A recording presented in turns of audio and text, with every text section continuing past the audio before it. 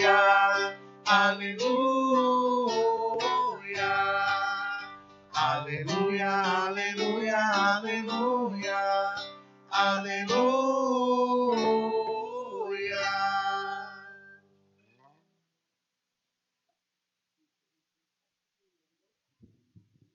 O Senhor esteja convosco. Ele está no meio de nós. Proclamação do Evangelho de Jesus Cristo, segundo João. Glória a vós, Senhor.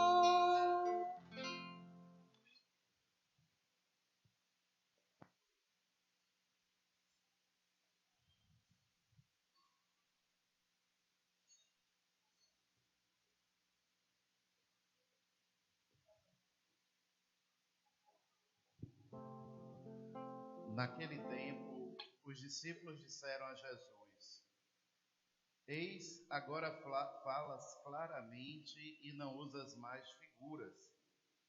Agora sabemos que conheces tudo e que não precisas que alguém te interrogue. Por isso cremos que vieste da parte de Deus. Jesus respondeu: Agora, eis que vem a hora, e já chegou, em que vos dispersareis, cada um para seu lado, e me deixareis só. Mas eu não estou só, porque o Pai está comigo.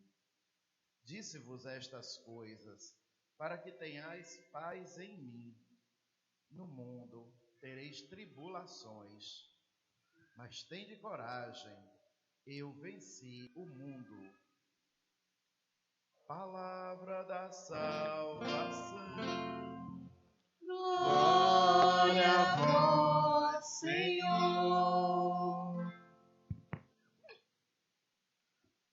Queridos irmãos, queridas irmãs, saudação às reverendas irmãs da caridade, demais religiosas porventura presentes.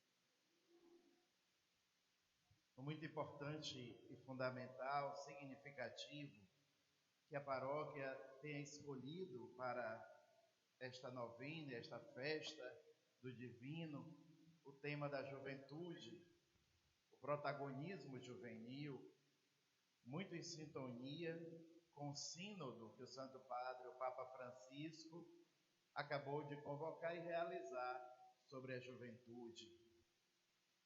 De fato, há um apelo grande da juventude e de resto de toda a sociedade por um protagonismo cada vez maior na história, no tempo, nas realidades mais diversas.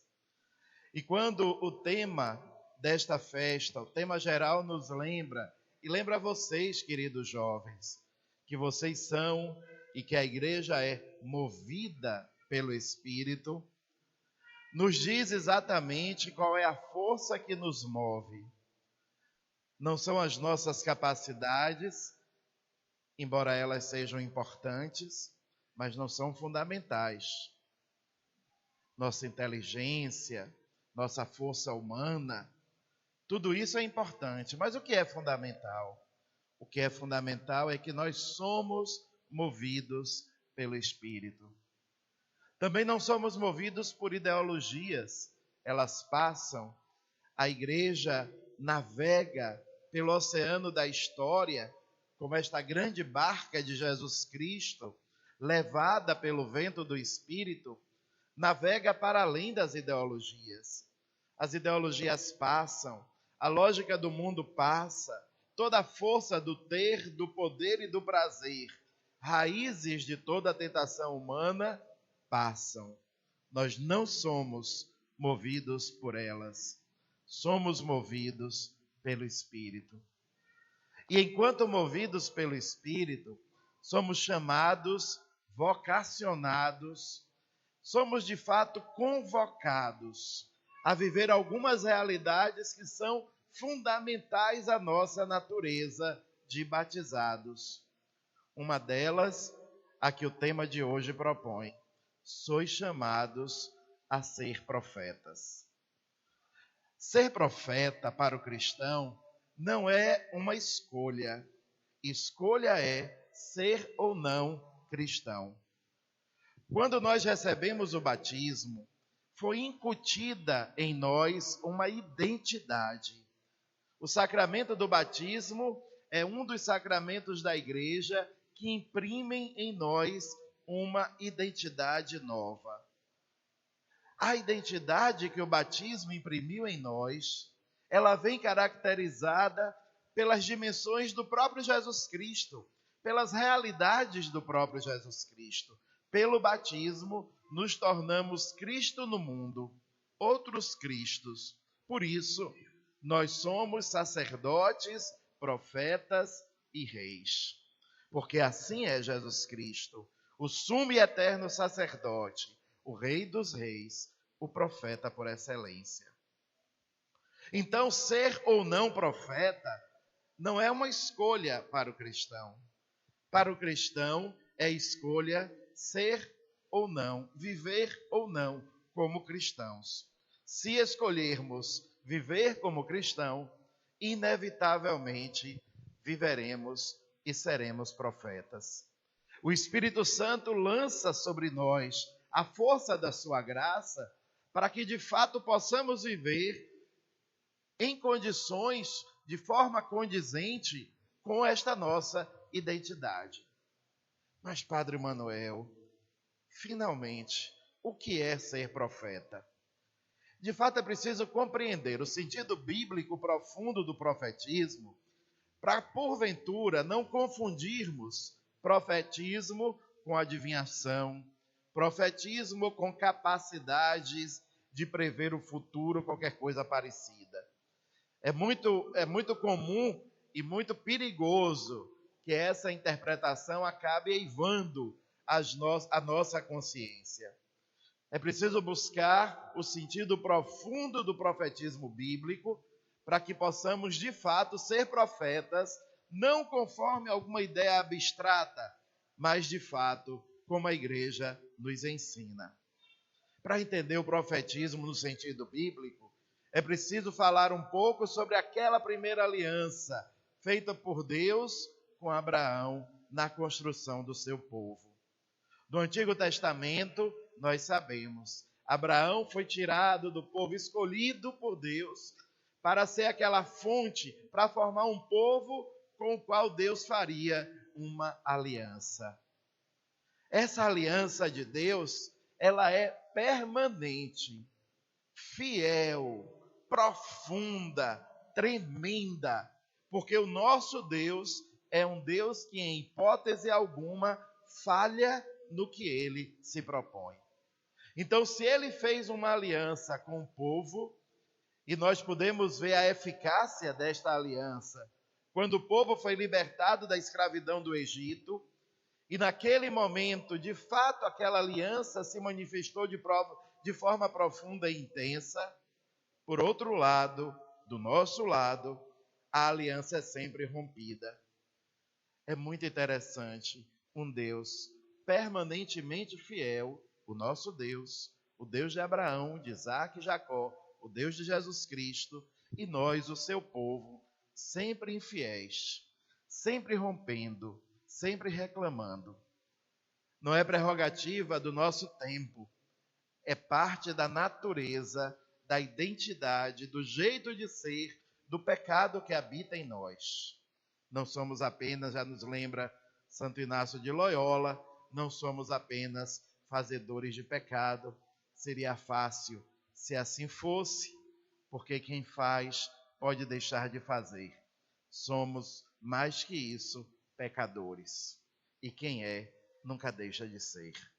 A natureza do pecado em nós está sempre buscando rompimento, separação de Deus, especialmente quando ele é exigente. Não foi diferente nos primeiros tempos. Não foi diferente com o povo da antiga aliança. O povo da antiga aliança sempre rompia com Deus, especialmente porque tinha inveja dos outros povos. Eles rompiam com Deus, especialmente porque achavam que o jeito de ser dos outros povos, dos povos que não pertenciam ao Deus de Abraão, de Isaac e de Jacó, era um jeito ideal. Então aquele povo tinha templos, vamos romper com Deus e construir templos. Aquele povo tinha sacerdotisas e tantas e muitas vezes, sacerdotes e sacerdotisas fora do projeto de Deus, mas é muito interessante, nós também queremos estruturas políticas, queremos força como aquele povo tinha.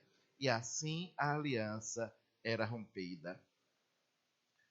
É justamente, queridos irmãos, queridas irmãs, no contexto dessa aliança rompida, que Deus elege de dentre o povo profetas.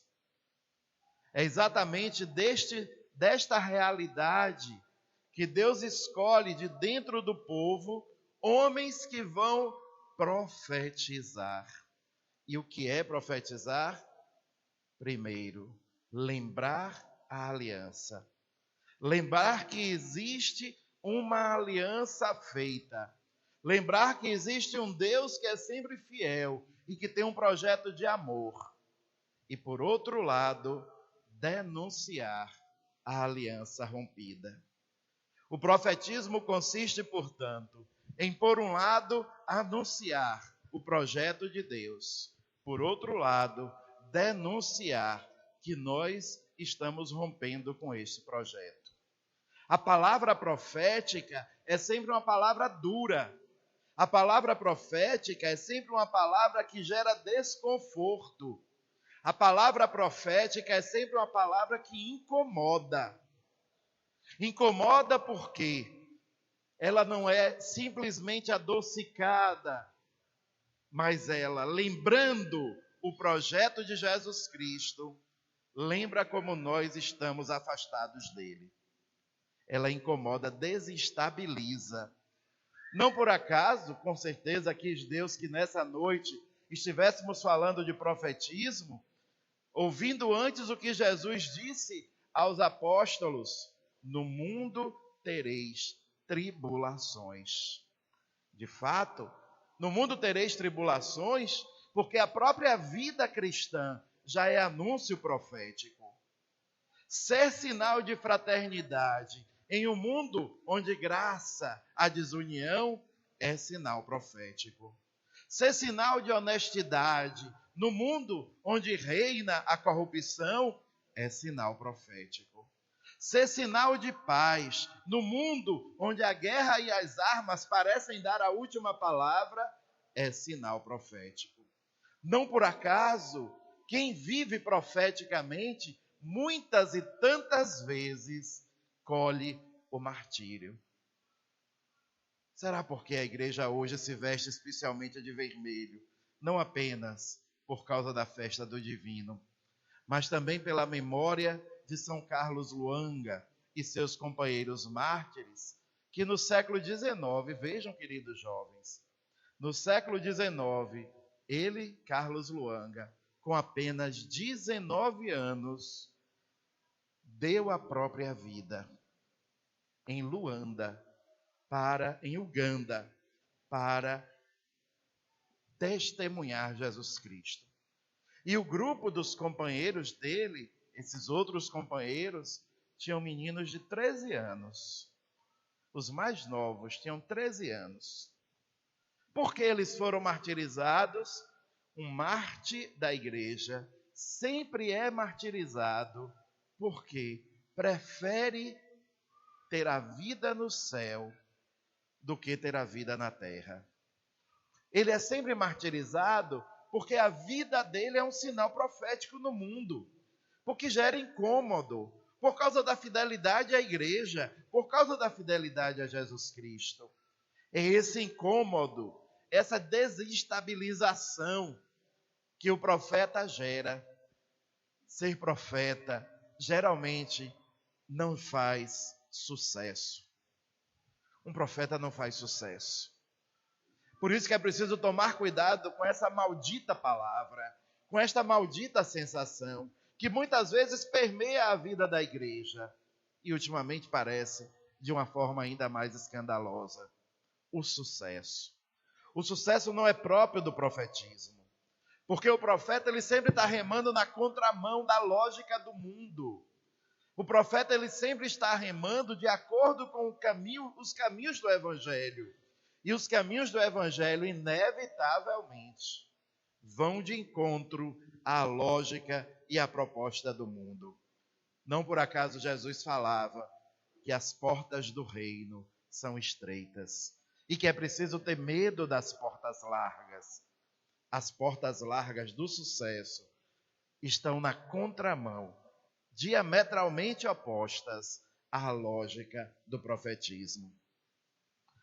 Quando a paróquia de vocês e quando a igreja nos lembra desta dimensão profética, numa noite como essa, com certeza está nos dizendo: corra o risco de seguir Jesus Cristo. Não se acomode com a dinâmica do mundo.